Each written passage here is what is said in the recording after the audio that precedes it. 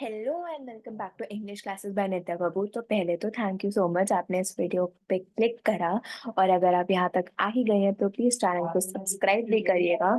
तो हम इस चैनल पे सब इंग्लिश सीखते हैं, और अगर किसी को इंग्लिश नहीं भी आती है ना, ठीक है, तो इंग्लिश को कैसे समझना है अगर कोई बोल रहा है, और इंग्लिश बेसिक इंग्लिश कैसे बोलनी है, ठीक है, ताकि हम बहुत ज्यादा कॉन्फिडेंट लग सके, ताकि लोगों को पता चले कि हमें इंग्लिश बोलनी आती है और हम एजुकेटेड है। किसी को नहीं भी आती है ना, तो भी वो इतनी तो बोल सकता है। मेरे को फॉलो करते रहो, मेरी वीडियो देखते रहो, मेरे को सब्सक्राइब करे रखो, और मैं प्रॉमिस करती हूँ कि आपको इंग्लिश बोलनी तो पक्का आ जाएगी, ठीक है। तो आज की जो हमारी वीडियो होने वाली है, वो होने वाली है फ्रेजल वर्ब्स को लेकर। और जो हमारे आज, पहले तो फ्रेजल वर्ब्स क्या होते हैं?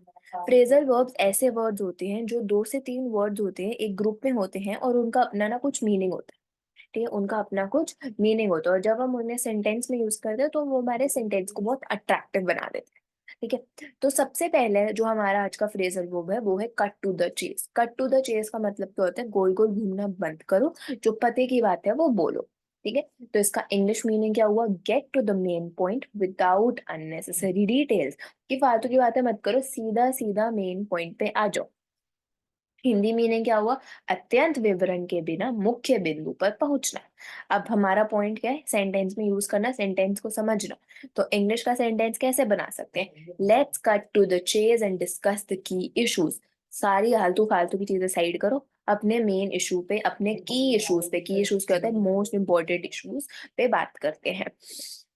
अब इसी का ट्रांसलेशन हिंदी में क्या हो जाएगा? चलो सीधे मुख्य मुद्दों पर चर्चा करें। अब जो आज का हमारा सेकंड फ्रेजल वर्ब है वो है the ball is in your court. तो the ball is in your court का मतलब क्या है? अब सारा डिसीजन तुम्हारा है, अब एक्शन तुम्हें लेना है, सब कुछ तुम्हारे हाथों में है, ठीक है।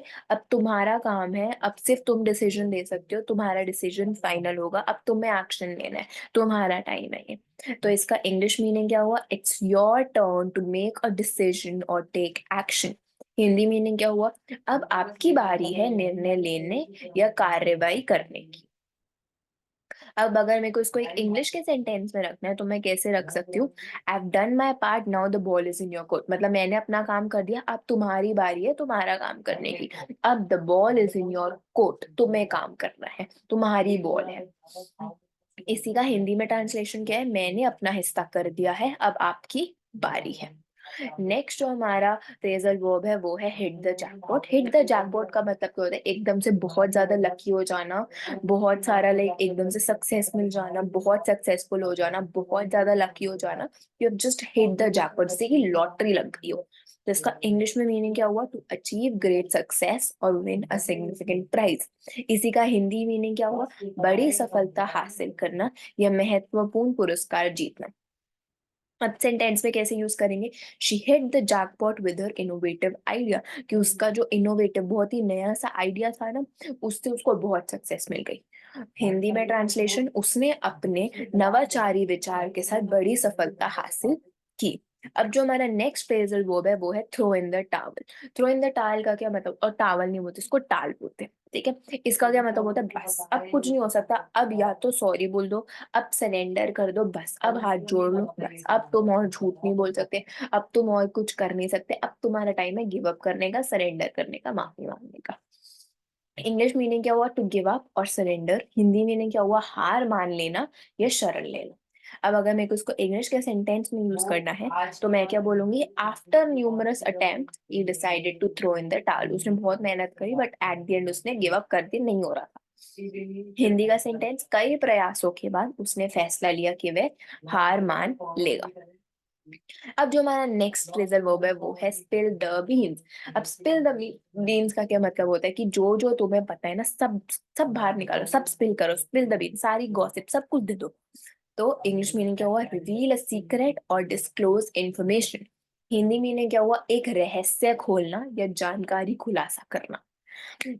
अब अगर मेरे को एक इंग्लिश का सेंटेंस बनाना है इसको यूज करके, तो मैं क्या बोल सकती हूँ? He couldn't resist and spill the beans about the surprise party. तो उससे ध्यान नहीं गया, उससे अपने पेट में बात नहीं पची, तो उसने सब बता दिया। फिर हिंदी का, इसी का हिंदी में ट्रांसलेशन क्या हो सकता है? उसे रोकना मुश्किल था और उसने सरप्राइज पार्टी के बारे में का रहस्य खोल दिया। नेक्स्ट जो हमारा फ्रेजल वर्ब है वो है keep an eye on the ball. अब keep an eye on the ball का क्या मतलब है कि जो तुम्हारा गोल है, जो तुम्हारा मोटिव है, उसी पे अपने ध्यान दो। तुम्हारा जो गोल है, जो तुम्हारा मोटिव है, वो बॉल है, और सिर्फ उसी पे अपनी आंखें रखो, इधर उधर मत देखो। इंग्लिश मीनिंग क्या हुआ? To stay focused on the main goal और ऑब्जेक्टिव। हिंदी मीनिंग क्या हुआ? मुख्य लक्ष्य या उद्देश्य पर ध्यान केंद्रित रखना। अब अगर मुझे इसको एक इंग्लिश के सेंटेंस में रखना है तो मैं कैसे यूज करूंगी? In order to succeed it's crucial to keep an eye on the ball. कि अगर तुम्हें सक्सेस चाहिए, अगर तुम्हें पास होना है, तो तुम्हें ध्यान रखना है, बहुत इंपॉर्टेंट है तुम्हारे लिए कि तुम्हारी जो आंखें वो सिर्फ बॉल पे हो, पर गोल पे हो, और इधर उधर ना हो। इसी का हिंदी में ट्रांसलेशन क्या हो जाएगा? सफलता प्राप्त करने के लिए मुख्य लक्ष्य पर ध्यान देना महत्वपूर्ण है। अब जो हमारा नेक्स्ट फ्रेजल वर्ब है वो है cry over spilled milk. Cry over spilled milk का मतलब क्या होता है कि जो अब दूध गिर चुका है, मतलब जो अब काम हो चुका है, जो चीज हो चुकी है, उसके ऊपर रोना। तो उसके ऊपर रोने का तो कोई फायदा नहीं है, जो चीज अब हो चुकी है। तो इंग्लिश मीनिंग क्या हुआ? To lament over something that has already happened and can not be changed. Hindi meaning क्या हुआ? उस पर विलाप करना जो पहले हो गया है और बदला नहीं जा सकता है। मेरे को अगर इसको किसी इंग्लिश के सेंटेंस में यूज करना है तो मैं कैसे बोलूंगी? There is no use crying over spilled milk, let's find a solution. जो हो चुका है वो हो चुका है, उसके बारे में क्यों रो रहे हो? अब भाई आगे बढ़ो, कोई सॉल्यूशन ढूंढो, कुछ और करो। हिंदी मीनिंग क्या हो सकता है? बहुत हुए दुखी होने का कोई फायदा नहीं है, चलो एक समाधान ढूंढे।